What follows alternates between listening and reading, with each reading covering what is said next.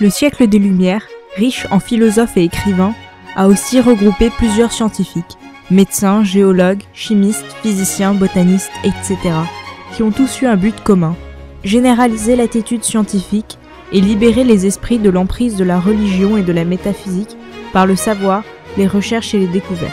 Les découvertes expérimentales effectuées au XVIIIe siècle représentent aujourd'hui le fondement, la base des sciences modernes. En effet, les Lumières ont instauré une méthode expérimentale, une réflexion toujours d'actualité aujourd'hui. À quoi ressemblerait notre présent sans Georges-Louis Leclerc, comte de Buffon, écrivain de l'histoire naturelle qui cherche à comprendre les lois de la nature, sans Carl von Linné, fondateur de la classification des espèces biologiques, ou encore sans Antoine Lavoisier, père de la science moderne, sans lequel nous ne connaîtrions pas les lois de la conservation de la matière. Les sciences ont été abordées bien avant le siècle des Lumières. C'est d'abord le roi Louis XIV qui, grâce à son ministre Colbert, en a compris l'importance. Pendant le siècle des Lumières, la curiosité pour les sciences est née du désir des hommes de se libérer de la tutelle morale et religieuse que la société et l'Église exerçaient. Remettre en cause les croyances telles que l'existence du paradis signifiait comprendre mieux le monde qui les entourait. Cette libération a pris la forme de l'éducation, car celle-ci donnait le pouvoir de questionner les idées préconçues. Dans ce contexte, les sciences furent vraiment un moyen de questionner le monde et son fonctionnement. Par ailleurs, l'intérêt pour les sciences a augmenté grâce à la généralisation de l'imprimerie. Les universités éminentes telles la Sorbonne ont commencé à diffuser leur savoir par des publications et des livres plutôt que par des réunions auxquelles peu de monde pouvait participer. Les sciences sont devenues accessibles.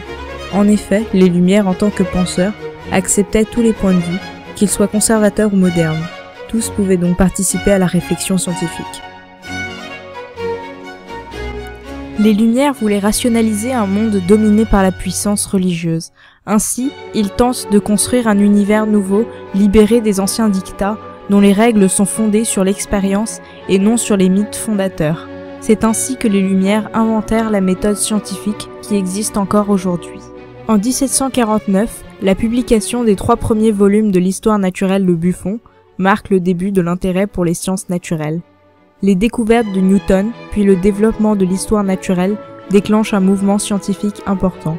Ce mouvement est soutenu par les monarques grâce à des subventions à des expéditions scientifiques en Laponie, au Pérou. La réflexion théorique est en progrès, mais c'est surtout le développement de la méthode expérimentale. Pour les sciences de la vie, ce sont surtout les progrès des méthodes de classification des êtres vivants, des études de physiologie animale et végétale, et des recherches sur les grands problèmes de l'origine et de la génération des êtres vivants. Les scientifiques accumulent des observations, puis échafaudent des théories qui souvent s'opposent. L'école suisse s'intéresse aux fossiles.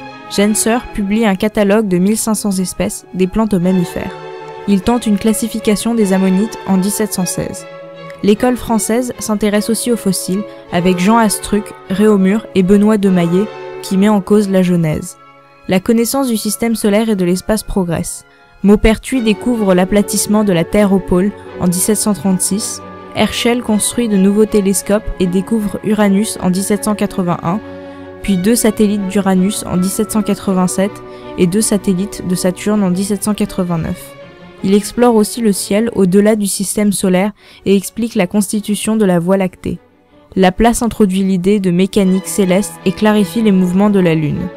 En 1751, la distance entre la Terre et la Lune est mesurée par Lacaille et Lefrançois de Lalande.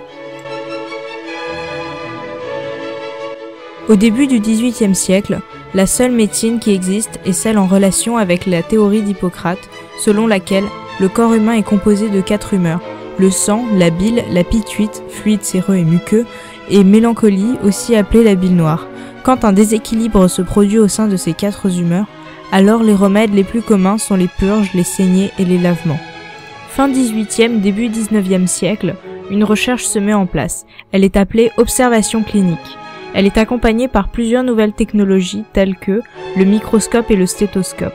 Mais cette observation clinique ne sera que généralisée au XIXe siècle. Les études de médecine commencent à être instaurées par le premier chirurgien du roi Louis XV, François Gigot de la Péronie. Les maladies mentales sont fortement abordées. Philippe Pinel réussit à faire abolir la thérapie brutale et commence à travailler sur une science qui sera appelée plus tard psychothérapie. À cette époque-là, des questions d'hygiène sont soulevées et plusieurs manuels décident de se dédier qu'à cela, les maladies professionnelles. Cette époque aura aussi le nom de la médecine moderne, car l'époque des Lumières est connue pour ses nouvelles démarches en quête de connaissances. Les Lumières ayant repris les connaissances et hypothèses longtemps oubliées et les ayant soumis à leurs réflexions et expériences, ont réussi à se libérer du joug religieux et conservateur, ce qui a permis aux sciences modernes de se développer.